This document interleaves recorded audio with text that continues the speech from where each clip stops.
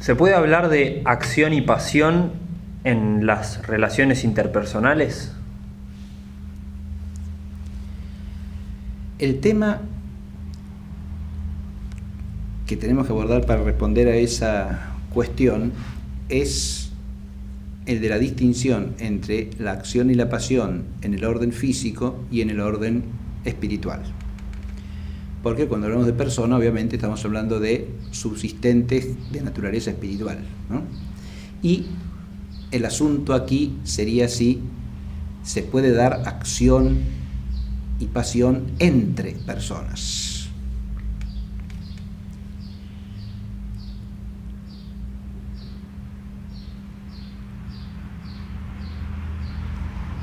Empecemos por centrarnos en las personas de las que podemos hablar filosóficamente con conocimiento relativamente claro y con fundamento empírico, que son las personas humanas.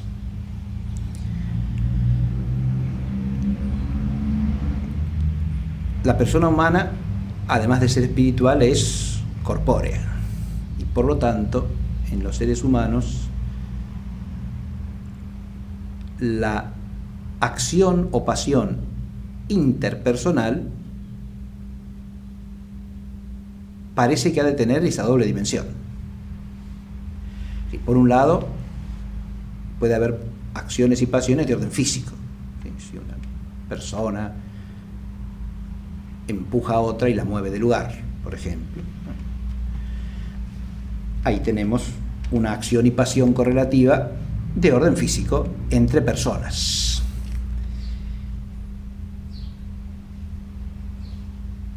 Pero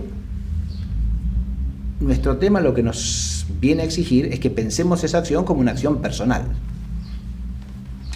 Y esa acción personal solo en la medida en que no solo es de la persona o afecta a la persona, sino que está hecha personalmente, o dicho de otra manera, está hecha como una acción racional y voluntaria. Y en ese sentido es una acción personal. En el caso de una persona que empuja a otra, adviértase, hay una dimensión física de la acción. Pero también hay una dimensión moral de la acción, y esa no es física. Y sin embargo existe. Porque yo puedo entender ese empujón como mero impulso físico que produce un cambio de localización, ¿no? Pero también lo puedo entender como una agresión, o como un insulto, o como un desprecio. Y en cualquiera de esos casos lo estoy entendiendo como un acto que procede de cierta intención.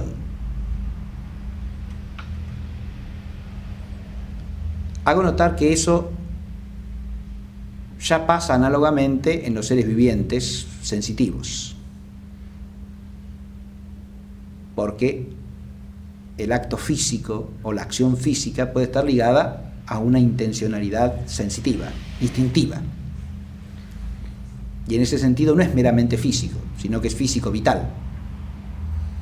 O dicho de otra manera, la acción física es medio, vehículo de una acción vital. Por ejemplo, una agresión de un animal para defender a la cría, ¿no? Entonces está realizando una acción física sobre otro animal, pongamos por caso, pero está realizando una acción física que al mismo tiempo es una acción vital. ¿Por qué? Porque la raíz del acto físico no es meramente física. La raíz del acto físico es vital. Ahora, en este caso, vital orgánica, sensitiva, ¿no? Una instintiva. Bien. Pero pongo ese análogo para que se advierta que una acción física no es necesariamente meramente una acción física, ni siquiera ya en los seres vivientes sensitivos, ¿no?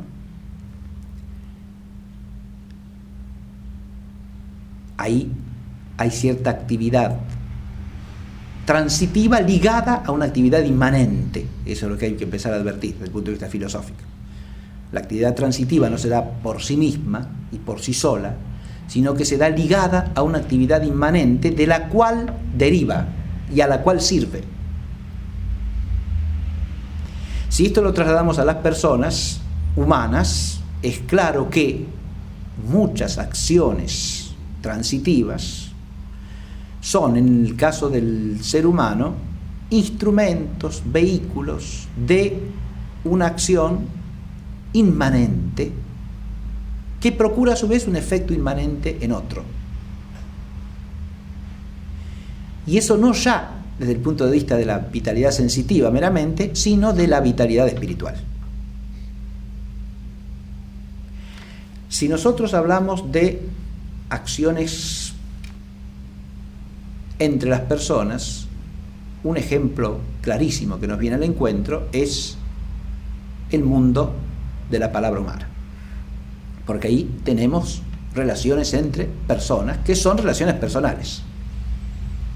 De hecho, la palabra es el vínculo primario de las relaciones entre las personas. O mejor dicho, de las relaciones personales entre las personas. ¿Y eso por qué? Y porque la palabra en sí misma tiene una dimensión física y una dimensión espiritual. En su propio ser esencial. Es constitutivamente una cosa y la otra. Eso es lo primero que hay que advertir. La palabra tiene una dimensión física como son, como voz emitida, pero esa voz es palabra solo en cuanto está asociada a una noción, a un concepto que está en el entendimiento, y solo en cuanto que junto con ese signo intelectual que es el concepto significa lo que las cosas son.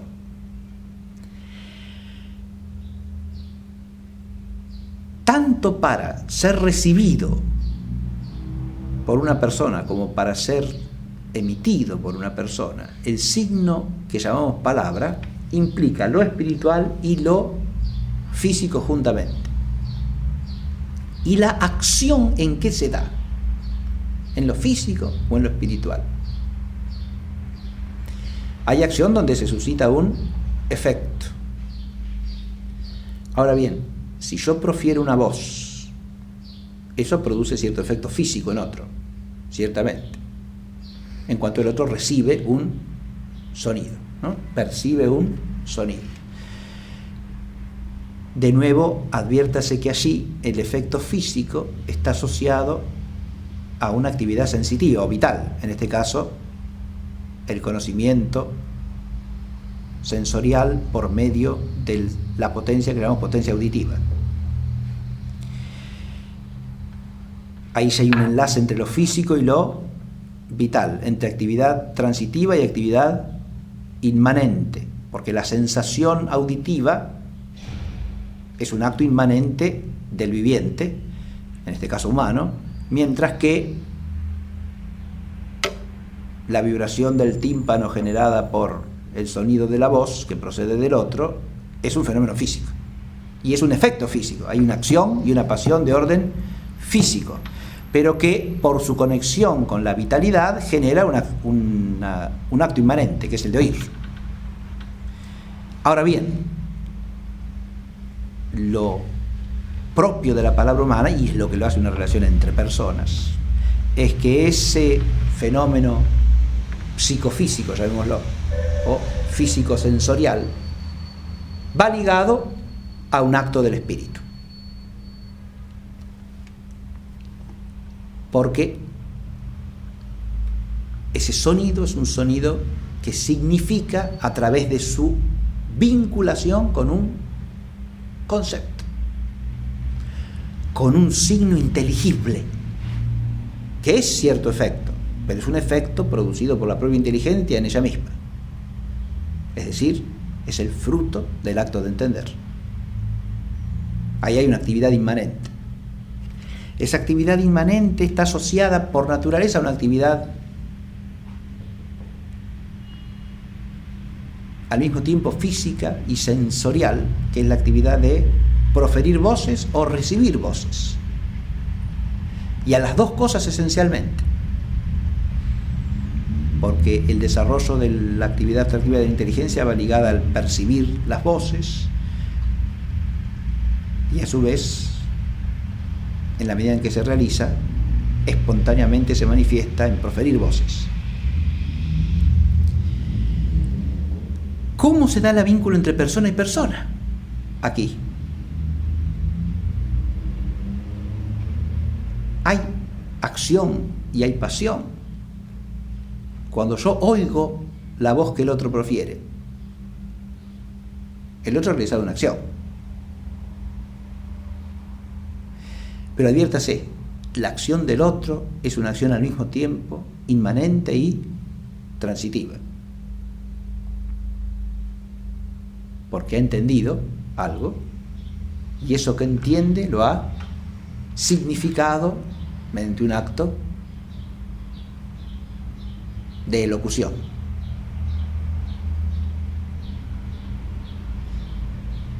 Aquí habría que decir si las dos cosas se dan simultáneamente, si una precede a la otra, cómo, pero eso es un tema en el fondo irrelevante para nuestro asunto. Se dan juntamente un acto, una acción inmanente y una acción transitiva, y se dan por naturaleza juntas. Bien. ¿Cómo esto ejerce acción sobre otra persona? Es obvio que mi voz ejerce una acción física sobre el tímpano del otro. Que esa acción física que ejerzo tiene una consecuencia efectiva también sobre la capacidad de sentir del otro,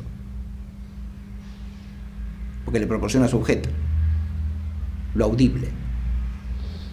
Pero ahí lo que hace es suscitar una actividad inmanente, de la cual la causa eficiente es el propio viviente que oye, y que haya ocasión en el efecto físico generado por el sonido de la voz.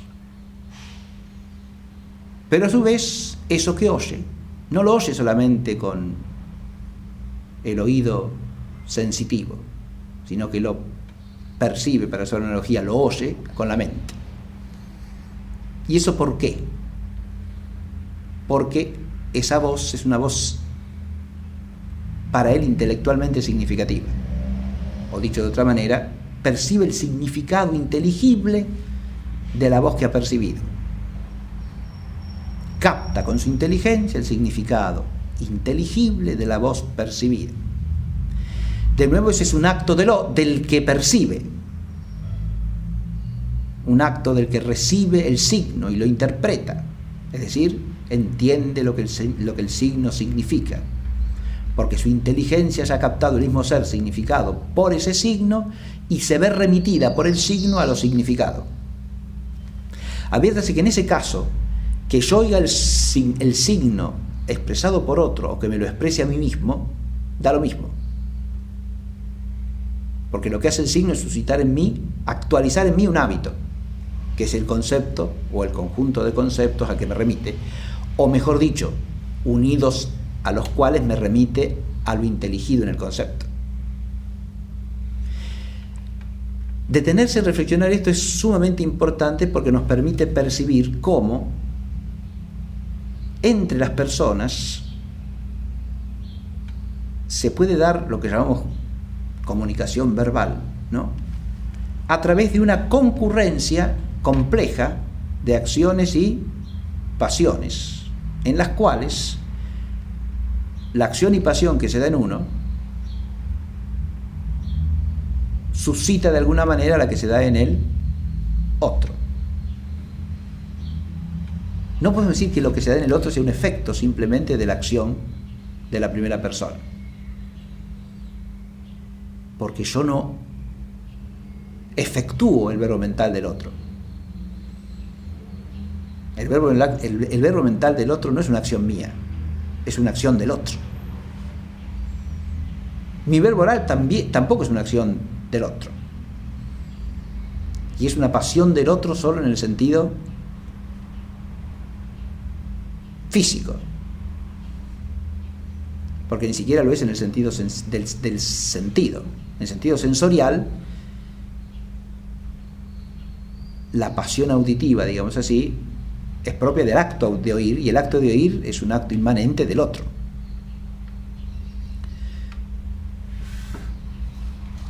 aquí lo que hay que advertir es que los efectos físicos suscitan en los seres vivientes actos conformes a su naturaleza vital, ¿no?, cuyo efecto procede de la actividad del propio viviente, porque es el efecto de un acto inmanente, ¿no?, pero en correlación con factores que puede poner otro, o digamos de otra manera, con objetos que llegan en virtud de la actividad de otros. Para esto hay que entender el complejo mundo de la intencionalidad cognitiva, ¿no?, que implica causalidad formal pero no eficiente, pero causalidad formal extrínseca, ¿no?, y cómo a través de esa causalidad formal extrínseca la determinación que está en uno llega al otro, porque hay una potencia de conocimiento de por medio. Eso no lo explica la sola causalidad eficiente y por lo tanto la acción y la pasión. Pero sí es importante advertir cómo el efecto puesto por uno, sí, en cuanto proporciona un objeto al otro, puede suscitar en el otro una actividad inmanente, adecuada o correspondiente. Ahora, lo que hay de extraordinario y propio en el caso de la palabra humana se debe ya a la intencionalidad del espíritu, o dicho de otra manera, a la inteligencia y a la voluntad que va asociada a la inteligencia. Cómo una persona ejerce efecto o acción sobre otra. En el campo de la palabra estamos en el complejo mundo de la intencionalidad cognitiva y en particular de la inteligencia, ¿no?, porque es un espíritu que suscita el acto de otro espíritu a través de una mediación física. Ahora, uno podría plantearse si esa mediación física se da en virtud de la naturaleza humana, ¿no? Esa mediación física, a su vez, está asociada a cierta actividad y a cierta pasividad de orden físico, pero que en este caso no es lo que produce el efecto. Porque en realidad lo que tenemos acá es que una acción física suscita, por medio de su capacidad de generar objeto para otro, ¿no?, la actividad espiritual del otro, que es suya. Ahí no es paciente el otro, sino agente. En el caso de la voluntad, una voluntad que se expresase a través de un gesto, por ejemplo, tenemos exactamente lo mismo, ¿no? El gesto como signo ha de pasar por la inteligencia. Ahora, si el gesto directamente genera un efecto a través de su carácter físico, como podría ser, pongamos eso, alguien un padre que acaricia la cabeza del hijo, pongamos por caso, ¿no? Entonces está realizando un gesto cuyo significado es la expresión de algo que está en la voluntad. ¿Sí? De nuevo hay una relación ahí interpersonal. ¿Hay acción y pasión? Sí, hay una acción física, apoyar la mano sobre la cabeza, y una pasión física, recibir la presión de la mano sobre la cabeza. Pero ese gesto, en cuanto que significa un amor protector o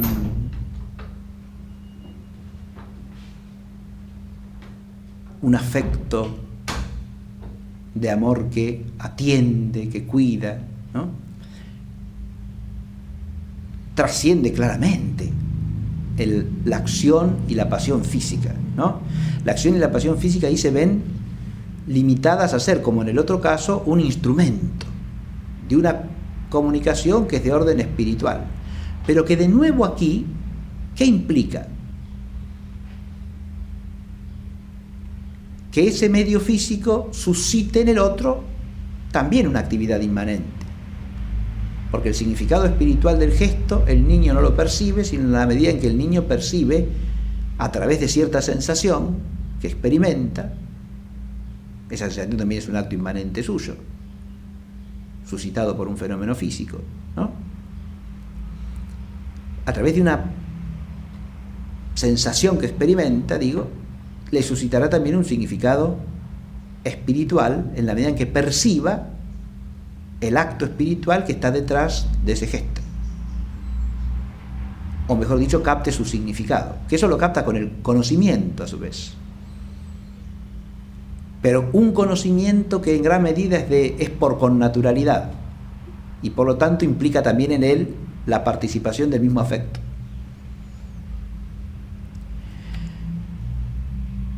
Lo que a mí me parece importante señalar es aquí que en el caso de las relaciones entre las personas, la acción y la pasión han de entenderse en relación siempre con la actividad inmanente que suscitan, porque si no, no se da propiamente relación entre personas.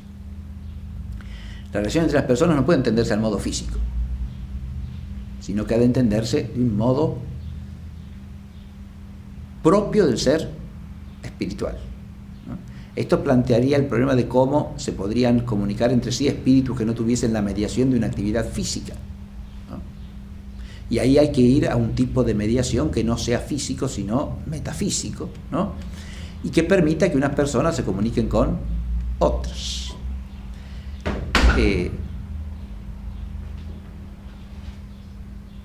Acá lo que tendríamos que advertir es que tiene que haber de alguna manera un modo de llegar a afectar al otro, y ahí está el asunto. Tiene que haber una cierta actividad y una cierta pasión, aunque esa actividad y esa pasión no sean más que la ocasión que suscita la actividad inmanente del otro.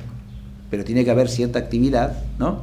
Cierta acción y cierta pasión que en un orden de la realidad y de la naturaleza establezcan un vínculo entre una sustancia y otra sustancia, entre un ser y el otro ser. Ahí también juega un papel importante lo que podríamos llamar la interpersonalidad trascendental, que es propia de toda persona finita, ¿no? Ese es un tema metafísico, ontológico de la persona, porque toda persona finita está llamada a relacionarse con otras personas de su naturaleza, para formar sociedad, ¿no? Y eso es anterior a cualquier vínculo social, digamos, ¿no? Ya sea la finitud de la persona y a la necesidad de su complemento con otras personas. Adviértase que eso en el caso de la naturaleza humana se da incluso para la actualización de la inteligencia. Por eso la palabra no solo es fruto de la inteligencia, sino que también es causa de la inteligencia. Porque las personas inteligimos de alguna manera en comunicación,